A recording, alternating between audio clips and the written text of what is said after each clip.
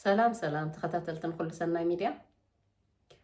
نايلو متحستو دما يا كاب تعزبتي كاب استعزبكو ايو كخون جن ازيو بزحات سدرا بيتات كتقم ايو الى ايه نابخاتكم حيزي مزئي زلغو بقطتا دما نابتو تحستو خنحل فينا اتتعزبتي زبالكو انتا ايو بزحات سدرا بيتات فلاي قولعو ناقشتو قولعو تزلوهم سدرا بيتات تحت علم قولعو زلوهم سدرا بيتات عديتات كومو بزح جزي سكفتاتاتن كزاربا يسمعا ايه إذا خا أنت أي دقنا خاين حدك زبليو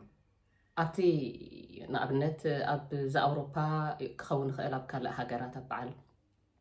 كندا كخون خيلاب سخونة فلا أب أوروبا أبعل جرمن شويدن أب كمستات أبعل نرويج خمسات أب تفلالي هاجرات متشا قولعود كاب ولدي انت دا قدلت ترخيبو ويدما نتم قولعود يتقمم يلوم انتحم حاسيبهم تم منغستي اب سدرا بيت كلو بزوح يقدو يلو يلوم دحر حاسيبهم ممچم نتم قولعود يوسدو لنا يوم كابتم ولدي يوسدو وميم ግን ኣብዚ ብዙሓት ስድራ ቤታት ብፍላይ ንህና ሕብረተሰብ ብጣዕሚ ኣብ ስግኣት ወይ ድማ ኣብ ስክፍታ ዝነብራ ኣለዋ በዚ ከምዚ ምክንያት ድማ ንደቀን ኣዝየን ስድ ዝሰደድኦም በቃ እንተ ሃሪምናዮም ወይ ተተቃይቁናዮም ወይ እንተ ገኒሕናዮም ወይ ስነ ስርዓት እንተ ኣትሒዝናዮም ሲ በቃ ኸይዶም ክነግሩልና እዮም ከምዚ ኢሎምና ክብሉ እዮም ወይ ኣብ ቤት ትምህርቲ ክዛረቡ እዮም ወይ ድማኒ ኣብ መዋእለ ህፃናት ክዛረቡ እዮም ሽዑ ክምንጥሉና እዮም ኢልካ ብዙሕ ስክፍታታት ብምሕዳር ዝግብኦም ስነ ስርዓት ከይገብሩ ጌርና ስዲ ሰዲድና ንዕብዮም ብዙሓት ወለዲ ኣለና ሕጂ እዚ እቲ ስክፍታና እንድዩ ካብ ደቀና ምውሳድ ሲ ባዕሎም ይፈልጡ ወላ ስዲ ኹኑ ኢልካ እዩ እቲ ፍርሂ እዩ ናይ ወላድ ነገር መቸም ዝወለድካዮ ቀሊል ኣይኮነን ውላድካ ካባኻ ከይትምንጠል ወይ ከይውሰደካ ክትሰግእ እዚ ጽቡቕ እዩ እቲ ምሻሎ ከብዲ ወላዲ ኣይክእልን እዩ ግን ኣብዚ ንሕና ዝዘንጋዕናዮ ነገር ከዓ ብዙሕ ነገር ኣሎ ኩሉ ግዜ ሓደ ነገር ክንፈልጦ ዝግባአና ከም ወለዲ ንውላደይ ካባይ ንላዕሊ ዝቐርቦ መንግስቲ የለ ዝቐርቦ መዋእለ ህፃናት የለ ዝትቐርቦ መምህር የላ ትቐርቦ እዚኣ ዴይኬር ዝገብሩ ወላ ሓደ ንውላደይ ካባይ ንላዕሊ ዝቐርቦ የለን ኢልና ክንኣምን ክንክእል ኣለና ንርእስና ክንኣምኖ ክንክእል ኣለና ንውላደይ ካባይ ንላዕሊ ዝፈትዎን ዘፍቅሮን ዝሓልየሉን የለን ኢልና ቅድም ብርእሰ ምትእምማን እዚ ኣብ ልብና ነቐምጦ ኣብ ውሽጥና ነቐምጦ ኣብ ሓሳብና ነቐምጦ ካብኡ ንድሓር ክንገብሮ ዝግባአና ነገርከ እንታይ እዩ ኢልና ከዓ ንሕሰብ ደቅና ስነ ስርዓት ክሕዙ ከም ዘለዎም ክንገብር ኣለና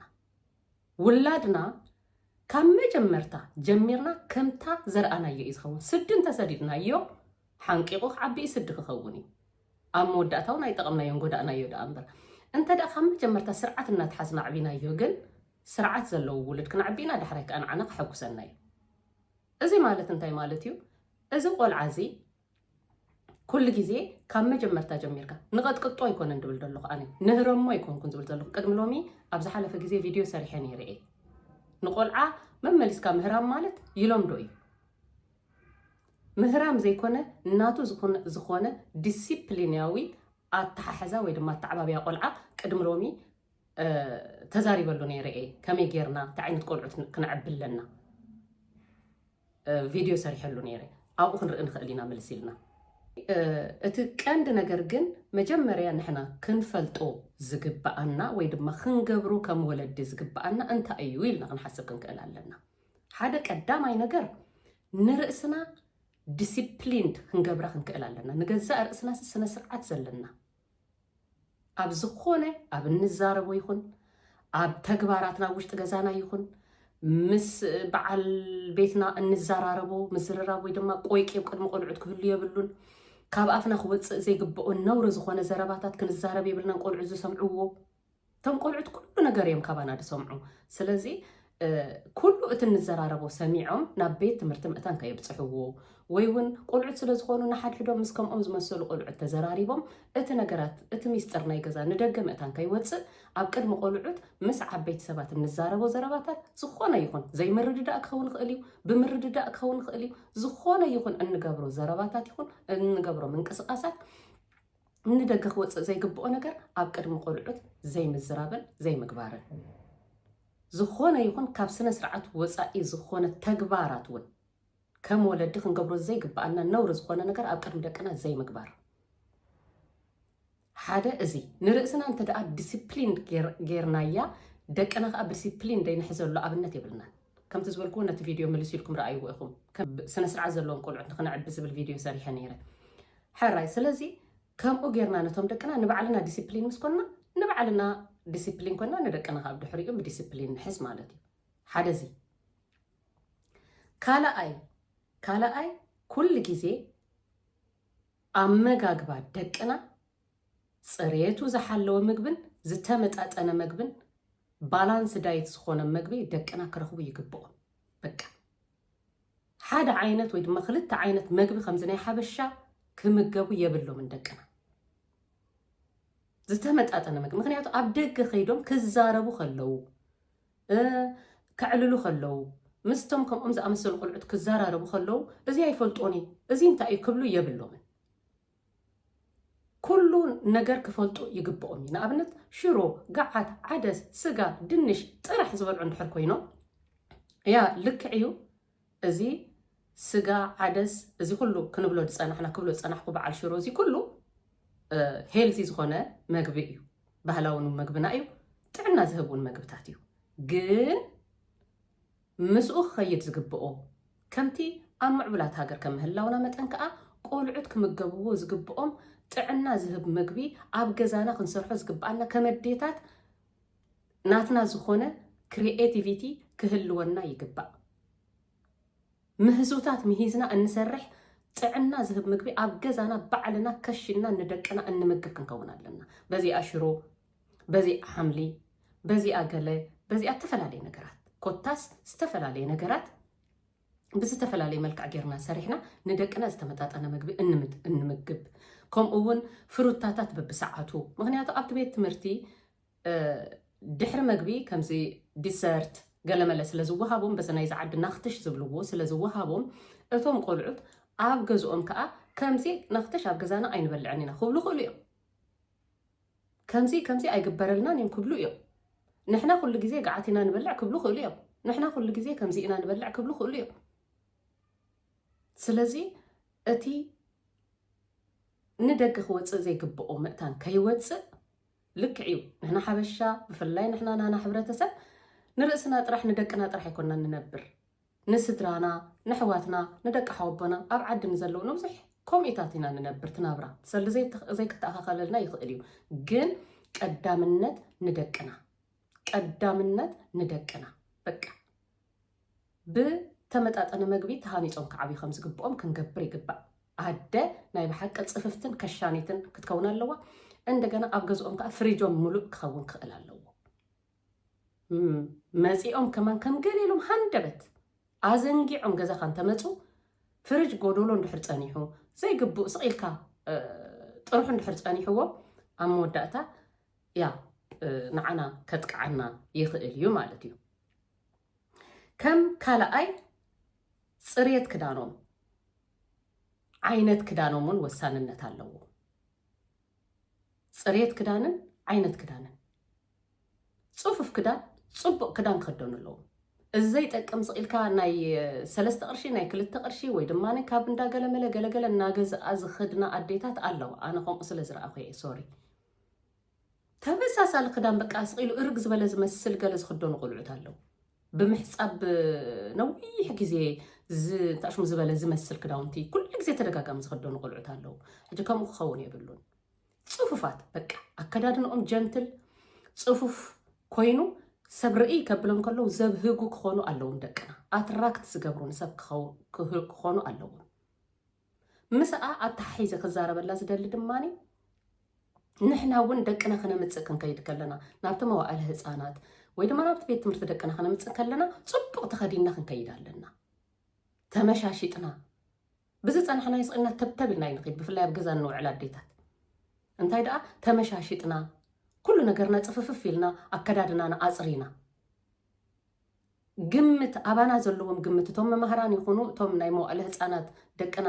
ክሕልውልና ዝውዕሉ ክሪኡና እንከለዉ ኣባና ዘለዎም ግምትስ ክወርድ የብሉን ባይታ ክዘብጥ የብሉን እንታይ ደኣ ዋው እዛ ሰብሲ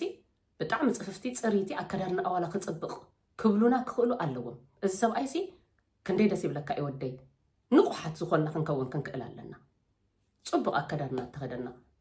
ደቅና እውን ይሕጎሱ ወላ ትዝሪአና ሰብውን ኣባና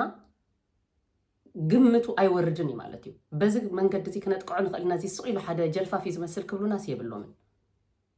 እዚ ካብኣ ቅፅል ኣቢለ ክዛረበላ ዝደሊ ደቅና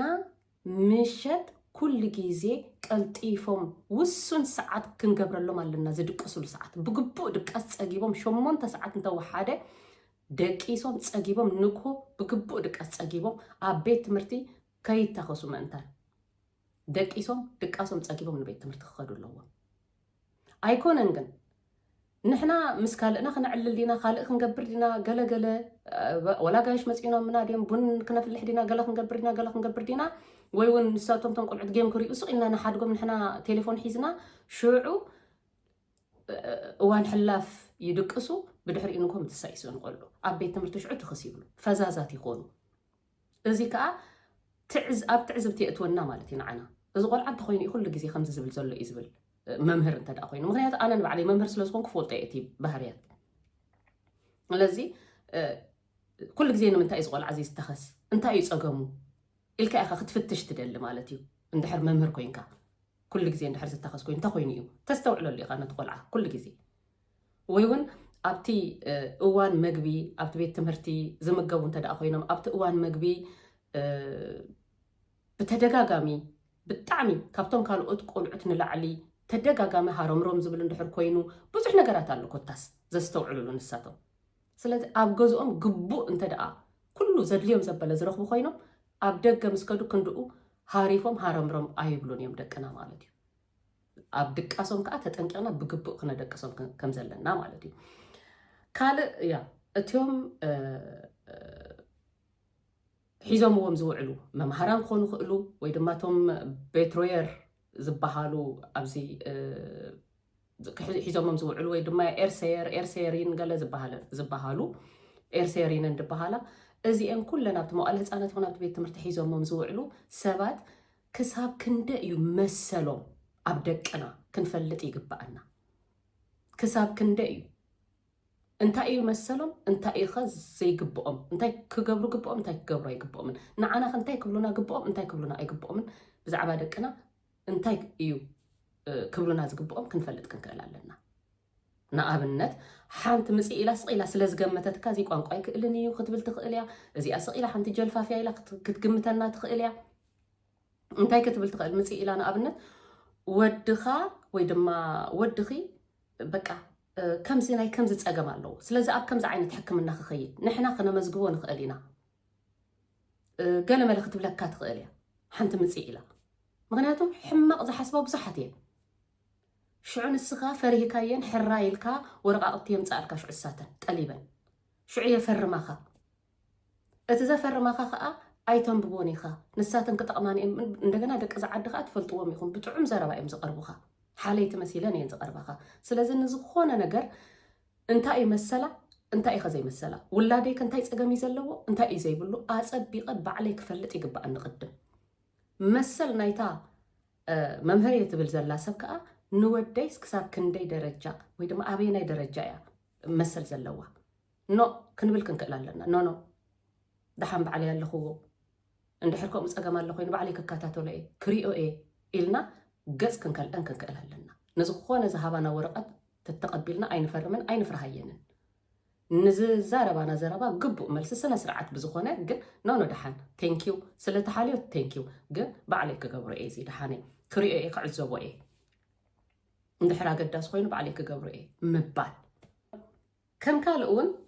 ኩሉ ግዜ ኩነታት ደቅና ጥዕንኦም ምፍላጥ ብዛዕባ ጥዕንኦም ኣዝና ተኸታቲልና ቀልጢፍና ንሕክምና ደቅና ምውሳድ ክስዕሉ ክእሉ ወይ እውን ዝኾነ ውፅኣት ክሕዞም ይኽእል ረስኒ ክሕዞም ይኽእል ዝተፈላለዩ ነገር ናይ ውሽጣዊ ሕማማት ክኸውን ዝኾነ ዓይነት ነገር ቀልጢፎም ክሓሙ ከለዉ ደቅና ቀልጢፍና ናብ ሕክምና ክንወስድ ክንክእል ኣለና ቀልጢፍና እዚ ከምዚ ዓይነት ምክትታል እንድሕር ንገብረሎም ኮይና በፍጹም ዝምንጥለና የለን ولا تختاتيلهم آتيهم وصيهم كسؤنو منم نجر مخنيات كسؤنيهم كال مسا مستا ناي حمام نجر دقنا كل جزء كابيت تمرت خمسون كلو كل جزء أكلاتهم كنفتشوا معلنا كدانا موصينا كله أكلاتهم وديقهم ديوم تهاريمهم ديوم تجاجيهم ديوم انت ايام كوينهم كل أكلاتهم معالتاوي كنفتشوا معلنا انتاي كوينكا دحان ديخا عندنا كوفا بيلنا دما كنحطهم معلنا انتاي كوينكا زودي لهم عند خمي وعيلو تمرت انتاي نيرو قال كله قصة بيلنا كم زعلالن أمسيلنا ندقنا كنحطهم معلنا عندنا أكلاتهم كنفتشوا معلنا زخونو ነገር መጣን ከነገሩና ከዓ እዝን ሂብና ክንሰምዖም ይግባእ ማለት እዩ እዚ ጌርና ሽዑ ምክትታል ዘድልዮም ከምኡ ጌርና ደቅና ንካታተል ውዕሎኦም ኩሉ ግዜ ክንሓቶም ኣለና ከምቲ ዝበልክዎ ብድሕሪ ኣብ መወዳእታ ድማ ከምቲ ዝበልክዎ ንርእስና ከዓ ጽፉፋትን ጽሩያትን ክንከውን ኣለና ዲሲፕሊንና ዝሓለና ሰባት ከዓ ክንከውን ኣለና بغوربابتنا بخبابينا قال خنرأ كلنا صفوفات كنكون لنا تقايقتي أبجزا خنقايق ويدماني قالوا الفتات زلنا سبات كنكون يبلنا شعو مخنيات سئينو من منجر أبتبيت تمرت قال مخنيات يمتص حدا قال مخنيات يمتصو جزانا مسيوم مسرأيو تصفد دكنا مسرأيو دكنا نقحت كوينم دك أسوم بقبو دقيسوم بقبو أمجاجبا صبق أكدادنا نحناون صبق كوينا نقحت كوينا تبعت زلنا كوينا انت أخيدنا ما نمزي تنكفنا يلن أي نفرح دقنا بديسيبلين بسرعة النعبيو كي وصلنا خي من طولنا نايلنا دقنا سدي أي نسددو أزي إيه قبل دالي نايلون ما أنت تحستو أتي يوغندس أمت زبهال كحد كاز خقل بزن زبالكوان كونتاتيو حدا أبا مقاقبا يوصعو اللو يلوم تحر حسيبو كالاي عدن سبعين سبيتن كل جزي زبا أسون تدا أخوينو سالساي قولعود حكمنا قبو أي رخبنا اللو بولدي لوم تحسيبو يهرمو أبقزا يهرمو يوم كتسال انت تباهيلو سالس كمو أبقزا سمعوه قولعود ندقحي زوما مزوطو تزقبر قويكي تزقبر قالة مالتي كالي وي ولفتات ناي ولف زلو وسب ندحر كوينو تولادي إذن ود خمسين زا أمسال أيو كوسدوم ندقنا نبر